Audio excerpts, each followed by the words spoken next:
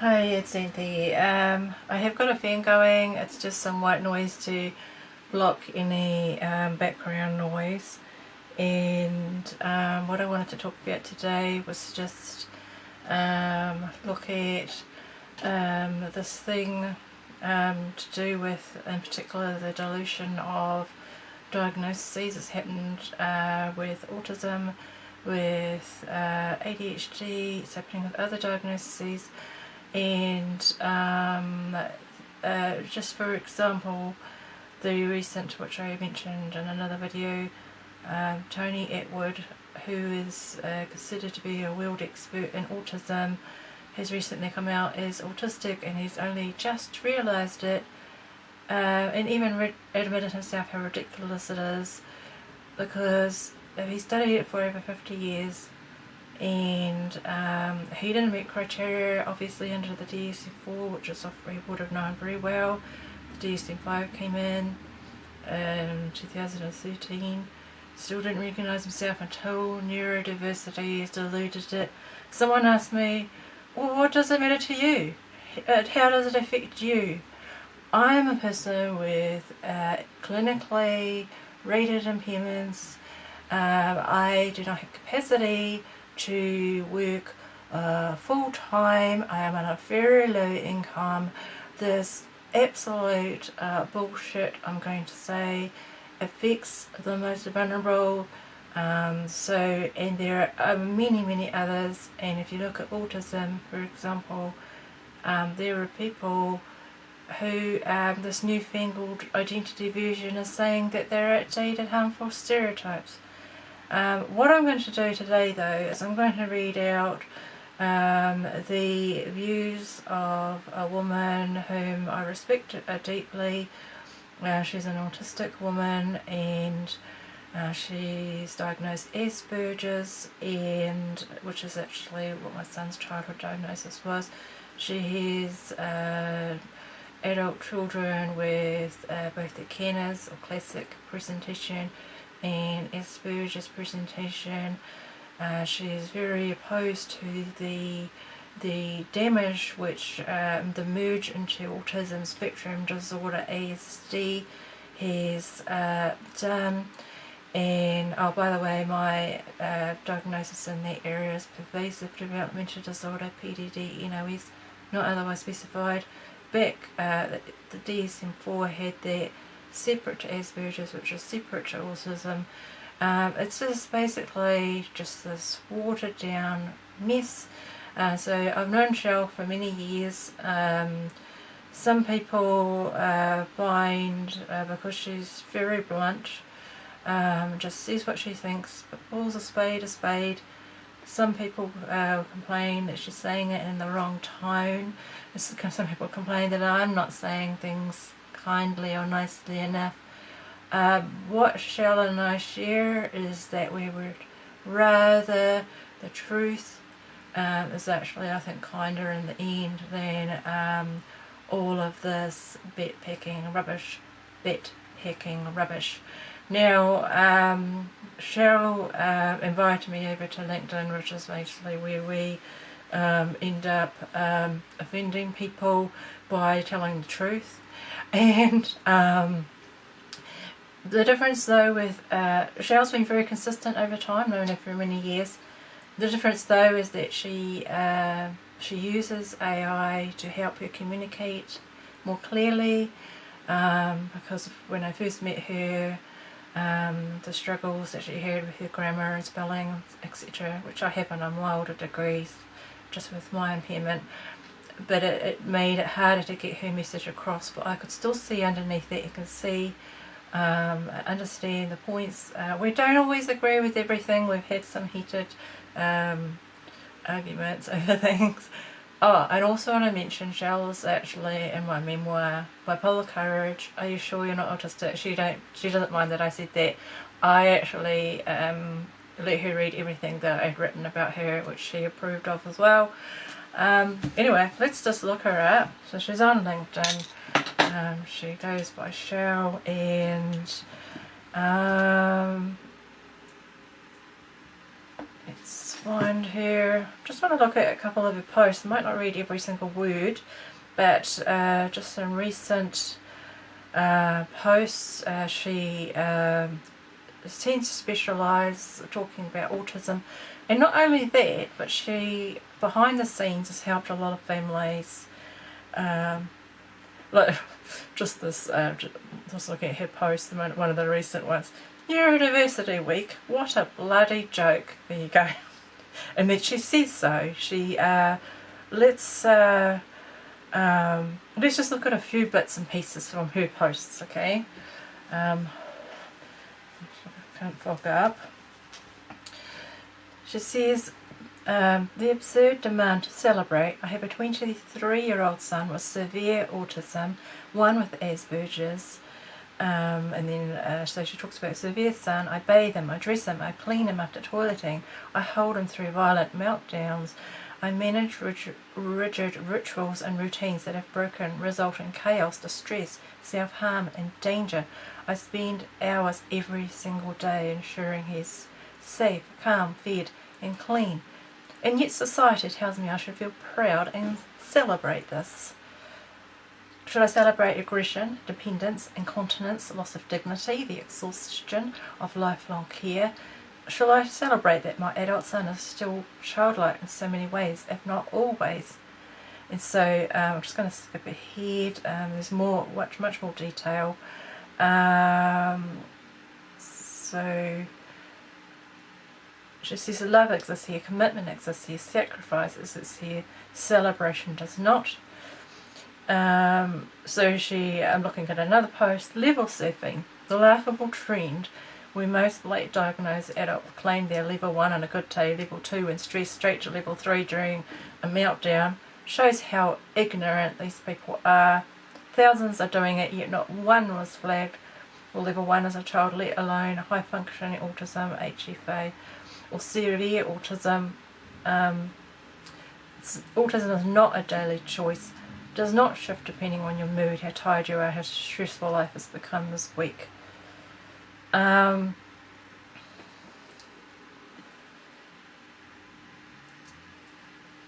Skip to another post. I'm just reading snippets.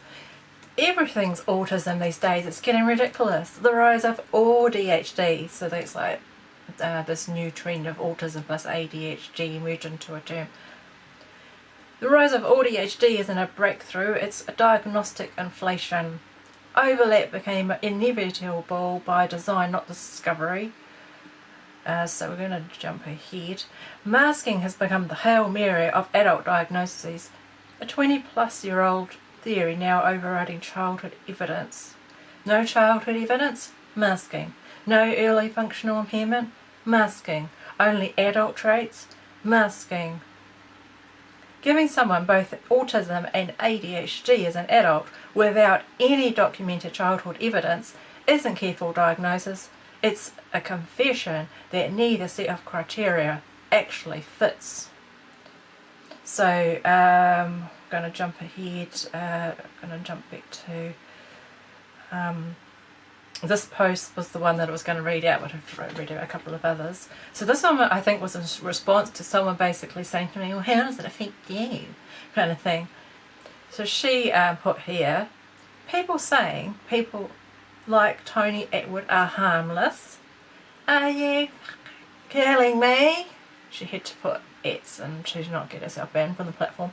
They are actively harming autistic people. They didn't meet DSM-IV criteria. They have no impairment. Oh, so by the way, Tony Attwood, so he's a psychologist in Australia, I think British trained, you know, dealing with autism. He was considered to be a guru that everyone was wanting to get their kids diagnosed by. I first heard of him when I was in Australia, living in Australia. I heard of him just before my son was diagnosed in childhood. He was highly regarded, highly respected. I lost any respect for him, to be honest. So what he's done lately is that him and his colleague, Michelle Garnett, I think her name was, something like that, she's jumped on the neurodiversity bandwagon recently. So she's worked for decades with autism as well. I think she was a psychologist too. The pair of them didn't recognise it in each other. She's persuaded Tony, he's insisted, he's come out with it, said it's ridiculous, said it's a surprise, and but both of them said they've got no impairment. They've admitted that she doesn't meet criteria because she has no impairment. They've said also that what was I trying to say? It was background noise, I can hear it despite the fan. They've said that he has no disability from it. It's a freaking joke. Let's come back to this. I hope you cannot hear the vacuum cleaner. So anyway, back to Cheryl. They are actively harming people. So that's like Attwood, etc.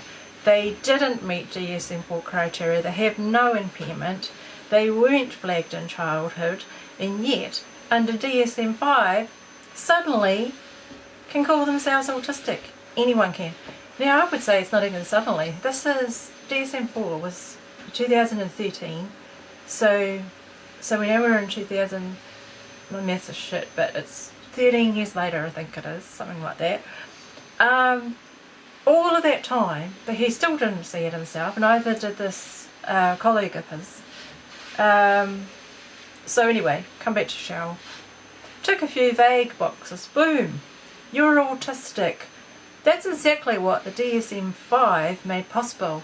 Just when I added aside, what the change with the DSM-IV wasn't just a merge, it was adding, masking, it was adding and a few other things that could apply to just about everybody, so that everybody's in, you see. Okay, back to Cheryl. Oh, it's so annoying. Bloody noise.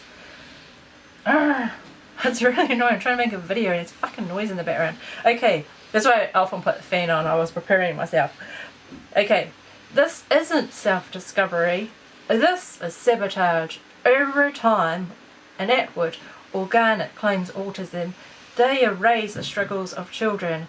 They erase adults who have lived with real impairment their entire lives.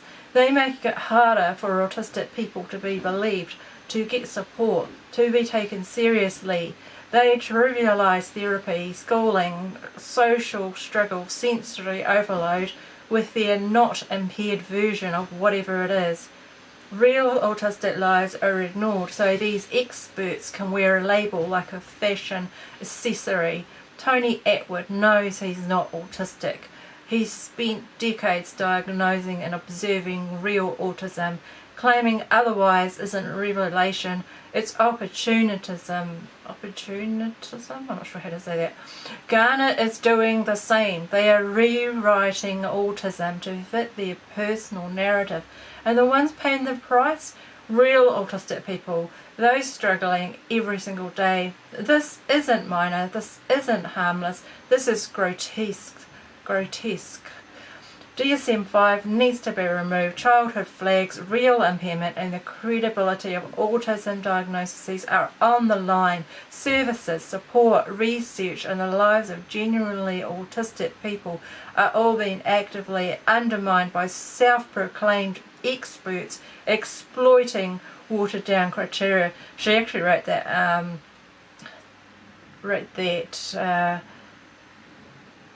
I think that was a response to someone saying to me, well, how does that affect you, kind of thing. But she's written something else here in response to me. I'll see if I can find it again. Oh, I pushed all the wrong buttons. Hang on a sec.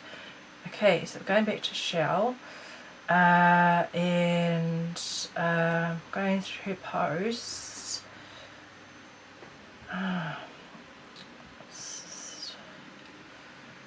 It's been a bit stressful at the moment because I'm not getting a couple of hours to myself anymore. My flatmate's home all the time now, and just the background noise is really stressful.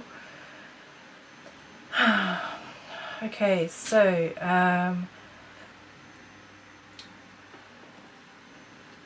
okay, I'm going to read this bit. So she's replying to me. She says, exactly, Xanthe, and I'll try and read out what I said as well. Exactly, Xanthe. This isn't self-discovery, it's theft.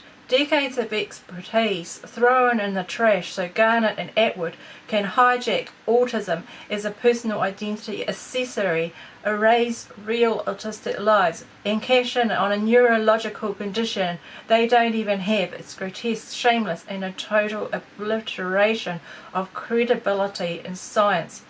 So I'll read out what I wrote. I said, all these clinicians jumping onto the neurodiversity movement bandwagon are doing serious damage to their credibility.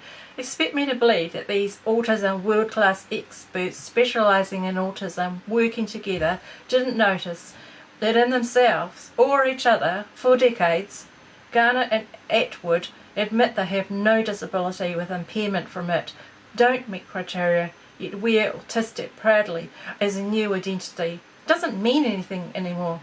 You can see my writing is a bit more sterner than my trying to just say things, what do you call it, improvise. Okay, let's go a bit more from this, if our video allows us to not run out of time. So I wrote, we were talking about how osteopaths, etc., naturopaths are diagnosing autism. We've mentioned that. It was just a money-making racket, basically. And we'll just jump ahead, look, or jump backwards rather. So,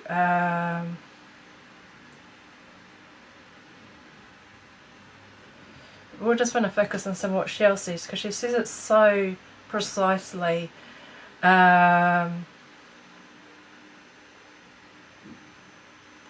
If you want to understand autism, go back to its origins instead of swallowing this newborn neurodiversity ideology.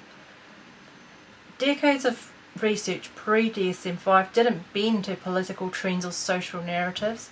Autism is defined by traits observable in childhood, not by how someone identifies in adulthood. For post-late diagnosed adults, those childhood traits were non-existent. Self-diagnosis and late diagnosis have become an epidemic of delusion and misrepresentation. What was once a distinct, recognisable condition is now a blurred mess of anxiety, OCD and personality disorders, all slapped with an autism label because it's easier than facing reality. The DSM-IV has been corrupted by the neurodiversity agenda, turning autism into a catch-all for anyone struggling with life. Let's be honest, the rhetorical about late diagnosis is vast. The vast majority of these so-called missed cases were never autistic. They have other issues entirely. And the idea that children can mask autism or ADHD, laughable. This narrative suggests kids are secretly performing social gymnastics from toddlerhood. It is absurd. The removal of the age of onset criteria wasn't clinical, it was political, opening the floodgates for self-diagnosis and adult masking myths. Masking has become the excuse to cover the glaring absence of childhood evidence. It diminishes the reality of people who actually live with autism, who struggled visibly from day one without any social pretense. Stop letting ideology erase real autism. So, anyway, let's have a look. So I pointed out how Michelle Garnett acknowledged that she didn't meet criteria for an autism diagnosis. She does not have impairment, she calls herself autistic, and then she managed to convince her colleague Tony Attwood that he's autistic too, which they announced together. The Attwood acknowledged it's not a disability for him. What is absurd is they both worked together for decades specialising in autism, yet didn't recognise it in themselves or each other. Not unless dilute criteria into non-impairing traits in half the population. And I put Uther Frith was right about autism spectrum disorder in brackets, diagnosis collapsing from becoming too broad. Oh, I'll tell you what, she's hit nerves. Mentioned her to someone. Someone got, don't talk to me about neurodiversities, erased my identity kind of thing, and I had regression as an adult, and blah blah. It was like, oh well, block. It was somewhere else. Anyway, so Michelle had replied to me about this. Michelle Garnett admits she does not meet the criteria for an autism diagnosis. She has no impairment, yet she brazenly calls herself autistic. This is not self-expression. It is a full-scale neurological heist. She is stealing a serious lifelong condition, turning it into a personal identity accessory and cash cow, while erasing the struggles of real autistic people who endure daily social, sensory and cognitive battles. This is the grotesque face of the neurodiversity craze. People with no neurological impairment and no evidence from childhood claiming autism, diluting decades of rigorous research, misleading the public and mocking. Oh god, I should turn that fucking vacuum cleaner off. I swear she should just turn the bloody thing on just to be really frustrated.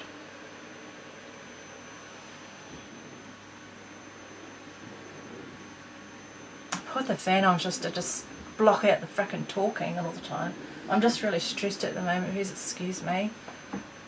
Just not getting the peace and quiet for a few hours a day like we used to. It's really stressful.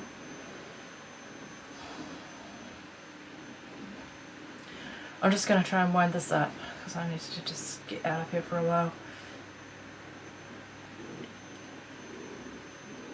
This is the grotesque face of the neurodiversity craze. People with no neurological impairment, no evidence of childhood claiming autism, diluting decades of rigorous research, misleading the public, mocking the lived realities of those actually on the spectrum.